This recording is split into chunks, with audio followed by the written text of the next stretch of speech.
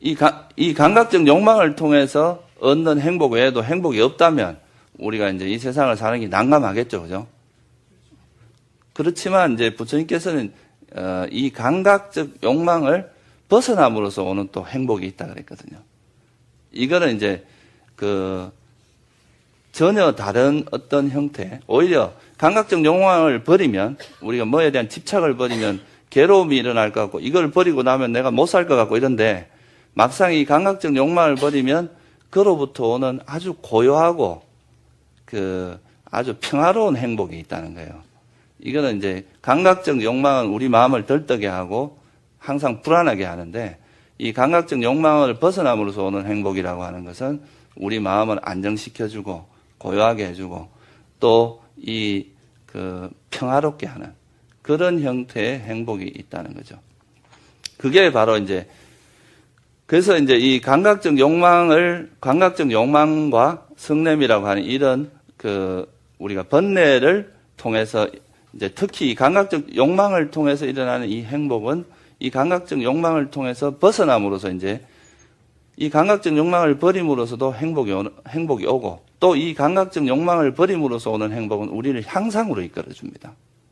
타락하게 하는 것이 아니라 우리가 결국에는 열반에 이르게 하고 완전한 행복을 성취할 수 있도록 그렇게 해주는 게, 이게 이제 제가 처음 여기서 법회할 때 얘기하면 뭐라 그랬어요? 이게 이제 중도의 길입니다. 우리가 수행을 하는 것이 만약에 괴로운 길이라면 아무도 안 할지도 모릅니다.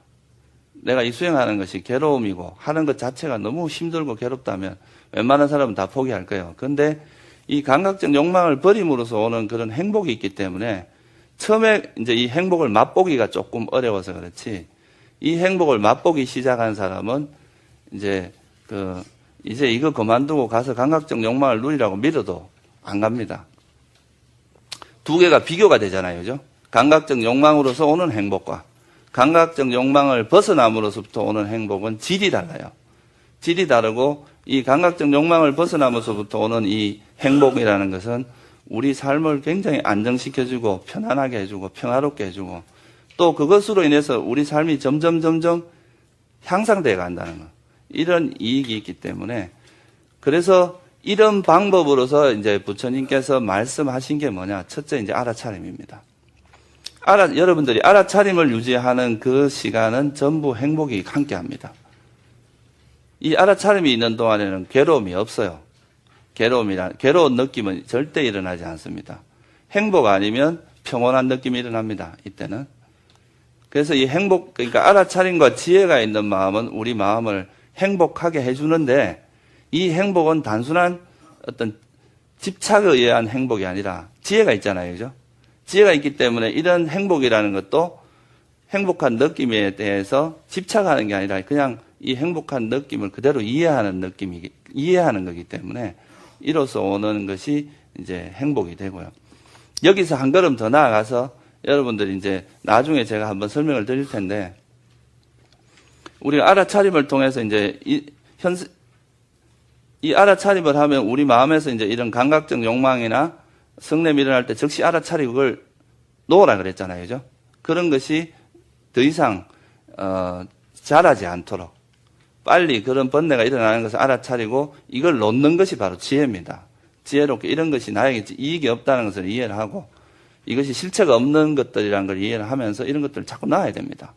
그러다 보면 우리 마음에서 이제 그런 탐욕이나 성냄 이런 것들이 개입되지 않으면서 마음이 고요히 진행이 되는데, 이런 상태가 되면 아까 지금 말한 이거는 감각적 욕망으로부터 벗어난 마음이잖아요, 그죠?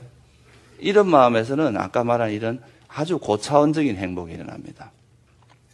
그럼 이것이 이제 한 걸음 더 나아가서 예를 들면 이제 호흡이라든가 이런 이제 어떤 수행 방편을 하나 정해서 처음에는 이제 우리가 그냥 일어나는 현상들에 대해서 탐욕이나 성냄이, 그러니까 다시 말하면 장애 요소, 이런 오장애 요소라는 오염원이 개입되지 않도록 하는 그런 수행을 통해서 일어나면 빨리빨리 내려놓고 항상 현재 우리가 알아차림이 진행이 되도록 하는 그런 노력을 하다가 그 현재 알아차림을 호흡으로 돌리게 되면요, 이 호흡이라고 하는 하나의 대상에만 알아차림이 지속되고 다른 현상들은 나아지면서 이렇게 호흡 하나에 대해서 알아차림이 지속되고 다른 어떤 번뇌도 다 놓아지는 상태가 되면요, 우리 마음에 이루 말할 수 없는 희열과 행복이 일어납니다.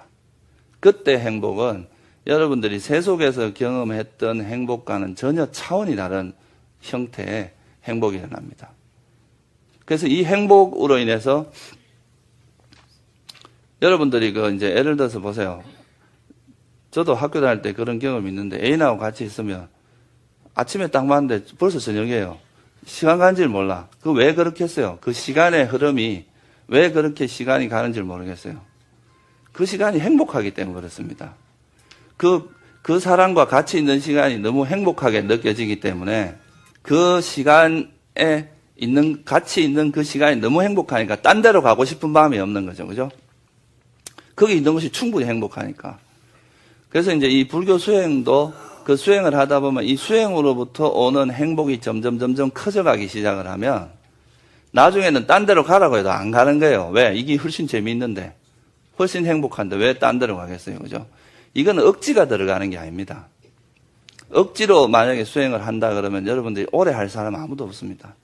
근데 이 수행을 하면서 그 감각적 욕망이나 성냄, 이런 이제 오염으로부터 벗어남으로써 오는 이 행복은, 그러니까 이게 벗어남으로써 오는 그 행복은 훨씬 질이 높고 우리에게 큰 행복을 주기 때문에 이런 행복은 우리가 두려워할 필요도 없어요.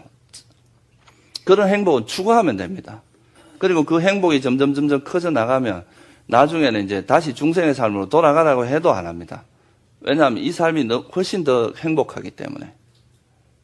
그래서 이제 이런 방식으로 사람들이 이제 수행의 길로 가게 만든 것이 바로 부처님이 중도, 이 팔정도의 법문을 통해서 처음도 좋고 중간도 좋고 끝도 좋은 이런 수행을 가르쳐 주신 거예요. 만약에 이제 외도들 같은 경우는 고행을 했잖아요. 고행을 하면 이거는 지금은 괴롭고 나중에 행복하다고 하는데 나중에 행복한지 안 한지도 몰라요. 사실은 이게 이제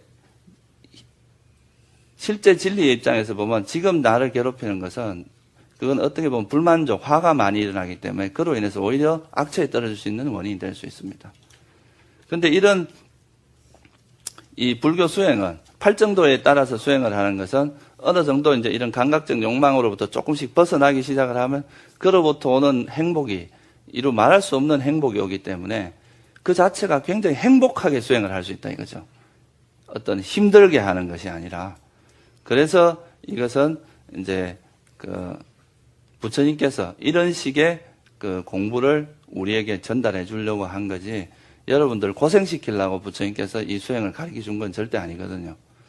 그래서 사실은 여러분들 이제 올바른 수행을 하지 않고 또 그 수행에 들어가는 방법을 수행을 하는 방법이라든가 자세 이런 바른 방법과 바른 법에 대한 올바른 이해를 하지 않고 수행을 하게 되면 잘못하면 오히려 더 고통이 커질 수가 있는데 바른 방법으로 수행을 한다면 특히 이제 이 팔정도에 따라서 수행을 한다면 우리가 이제 수행하는 그 과정이 굉장히 행복해진다는 거죠.